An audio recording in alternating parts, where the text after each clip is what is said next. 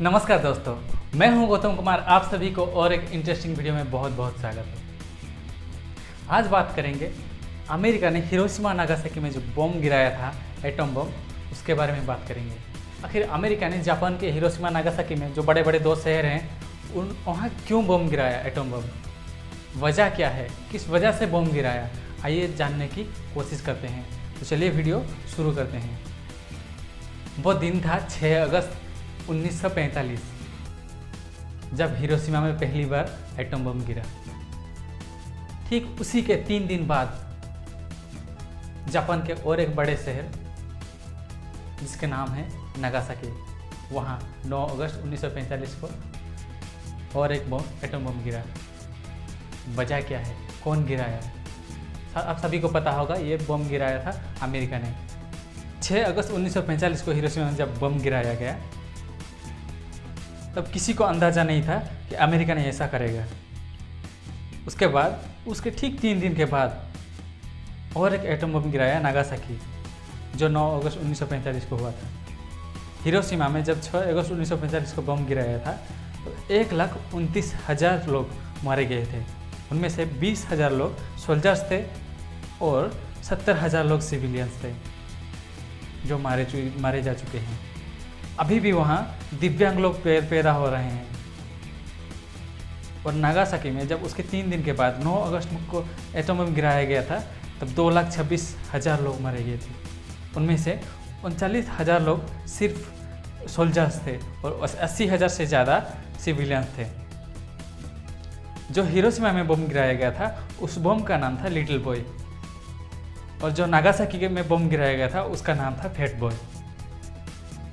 तो सुना आपने कितने लोगों ने वहाँ मरे जा चुके हैं, और अभी भी वहाँ बहुत सारे दिव्यांग ऐसे पैदा हो रहे हैं जिनका हाथ पैर ऐसे मुड़े जा चुके हैं। मतलब बहुत कुछ, जैसे दिव्यांग है ना वैसे ही, क्योंकि वो बम जो फटा है ना उसके रेडिएशन की वजह से, वो रेडिएशन अभी भी बहुत साल तक वो उसका एटम बम का रेडिएशन वहाँ रहता है।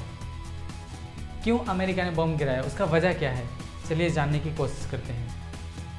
हिरोशिमा नागासाकी में बम गिरने से पहले, उससे 3-4 साल पहले जापान ने अमेरिका के पर्ल हार्बर, एक द्वीप है वहाँ, अमेरिका का मतलब नेवी बेस था, वहाँ अटैक किया था। चलिए उस अटैक के बारे में जानने की कोशिश करते हैं।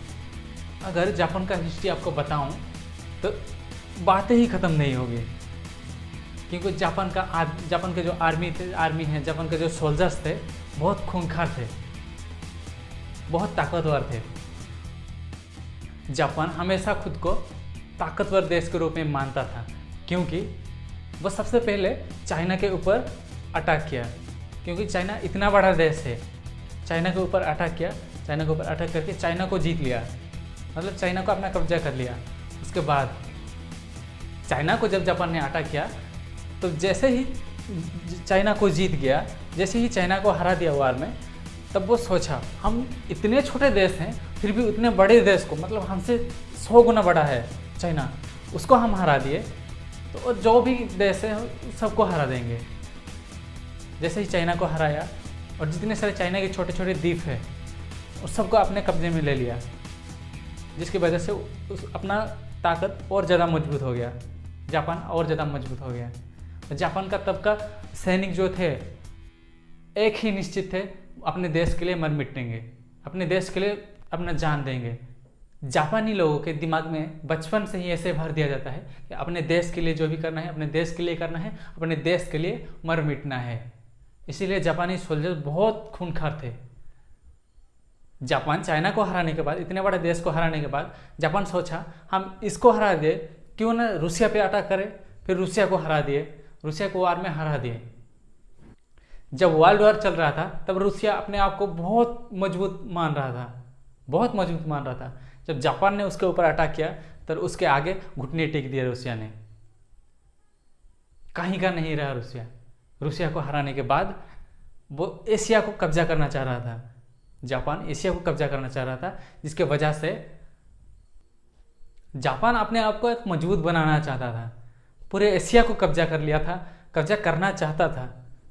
जापान चाहता था कि मेरा जो भी मैं प्रोड्यूस कर रहा हूँ वो सारी दुनिया में जाए, पूरे एशिया में जाए। पर ऐसा अमेरिका कभी नहीं सोच रहा था। अमेरिका का सिर्फ एक ही लक्ष्य था कि अमेरिका जो भी वार हो रहा है सभी को वेपन सप्लाई करेगा। लेकिन अमेरिका कभी नहीं सोचा था कि मेरे ऊपर एक दिन जापान अटैक करेगा। आपको एक बात बता दूं, चाइना जो डरा रहा है, इंडिया को डरा रहा है और दूसरे अदर कंट्री को डरा रहा है, 1900 से और जितने आगे तक वार हुआ है, वर्ल्ड वॉर 1, वर्ल्ड वॉर 2 और कोल्ड वार, जितने सारे वार हुआ है सभी में चाइना हारा ही हारा है। सभी देश से हारा है, जितने देश से वो वार किया है सभी देश से हारा है। चाइना के खून में लिखा है हारना, तो डरिए मत, चाइना से डरने की कोई ज़रूरत नहीं। रूसिया को हराने के बाद जापान ने चाइना का और एक जगह था जो नानकिंग का नाम था, उस जगह का नाम 1937 में उसको फिर से अटैक किया, फिर से कब्जा किया उसके ऊपर।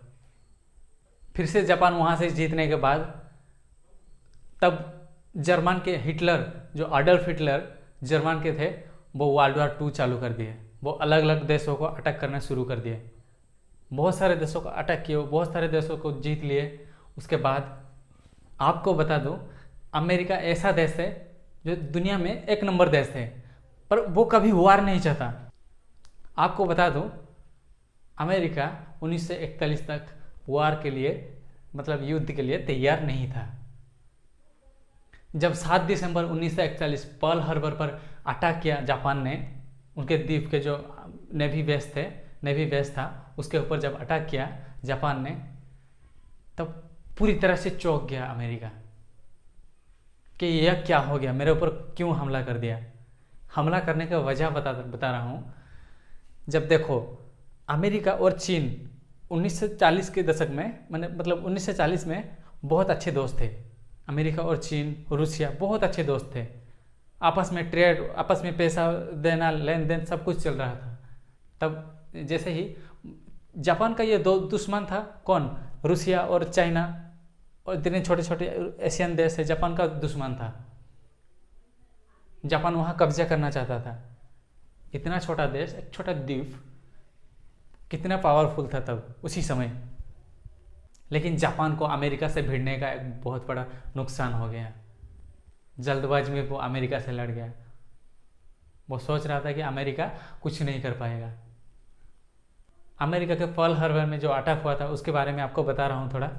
आपको पहले ही बताया था, 1941 तक अमेरिका वार के लिए तैयार नहीं था, वो सिर्फ वेपन सप्लाई कर रहा था।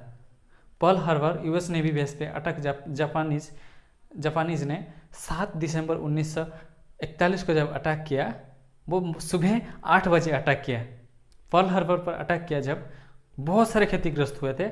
उनमें से 20 अमेरिकन नवाल बेस था और 8 बैटल शिप था। जापान का एक लक्ष्य था कि अमेरिका के एयरक्राफ्ट, जितने सारे एयरक्राफ्ट है उनको नष्ट कर देगा, जिसकी वजह से अमेरिका युद्ध नहीं कर पाएगा। जब पर्ल हार्बर पे अटैक हुआ था, उनमें से नवल आर्मी, जितने सारे फोर्स थे और सिविलियंस सब मिलके 2500 से ज़्यादा लोग मारे गए थे और 1000 से ज़्यादा इंजर्ड हुए थे। पर्ल हार्बर पर जब अटैक हुआ था 1945 में, तब अमेरिका के प्रेसिडेंट थे फ्रैंकलिन डी रोजवेल्ट। वो एक एग्रीमेंट किए कि हम अब जापान को अटैक करेंगे। जापान को ऐसा भयानक अटैक किए कि जापान घुटने पे आ गया। जिंदगी में कभी वार करने के लिए, मतलब युद्ध करने के लिए नहीं सोचा। जापान को भारी पड़ गया अमेरिका के साथ युद्ध करने के लिए। इतना छोटा सा द्वीप खुद को शक्तिशाली बना रहा था, शक्तिशाली दिखा रहा था, लेकिन इतना बड़ा देश से जाके पंगा ले रहा था, जो कि दुनिया का सबसे अमीर देश और सबसे मिलिट्री पावर का भी 1 नंबर है और सभी में 1 नंबर है। उससे जाके भिड़ रहा था जापान, इतने छोटा सा देश। जब अमेरिका के पर्ल हार्बर पे अटैक हुआ था, तो जापानीज का कमांडर था यामामोटो। जापान कभी सोचा नहीं था कि हमारे ऊपर इतने बड़ा एटम बम गिरेगा। जब एटम बम गिरा, तब जापान पूरी तरह से, उसका जो अर्थव्यवस्था था पूरी तरह से ध्वस्त हो गया। हजारों, पता नहीं कितने मरे गए। जापान के हिरोशिमा और नागासाकी, 2 बड़े शहर पे जब एटम बम गिरा 1945 को 6 अगस्त और 9 अगस्त को गिरा, तब जापान घुटने टेक गया अमेरिका के सामने। तब जापान बोला, जापान खुद को सरेंडर कर दिया कि हम अब कुछ नहीं करेंगे। उसी तरफ अमेरिका ने प्रस्ताव भेजा, एक एग्रीमेंट साइन हुआ कि हम तुम्हें सुरक्षा देंगे, हम तुम्हें सब कुछ देंगे, हमारे जो मिलिट्री है, हमारे जो आर्मी है, हम तुमको सुरक्षा देंगे, पर तुम अपना आर्मी स्टेब्लिश नहीं करोगे। जिसकी वजह से जापान आज ऊपर उठ गया, क्योंकि जापान को अपना आर्मी मतलब अपने आर्मी के लिए पैसा खर्च ही नहीं करना है, क्योंकि वहाँ यूएस आर्मी रहता है जापान में। जिसकी वजह से जितने सारे आर्मी में पैसा खर्च करना था, जितने सारे डिफेंस में अपने सुरक्षा के लिए पैसा खर्च करना था, वो अपना बिजनेस में लगा लिया, खुद को डेवलप करने में लगा लिया। तो दोस्तों आप लोगों को पता चल गया कि क्यों हिरोशिमा नागासाकी में अमेरिका ने बम गिराया था, किस वजह से गिराया था। अगर आपको हमारे वीडियो इन्फॉर्मेटिव लगा तो वीडियो को लाइक कर दीजिए और शेयर कर दीजिए और हमारे चैनल को सब्सक्राइब कर दीजिए। Thank you so much.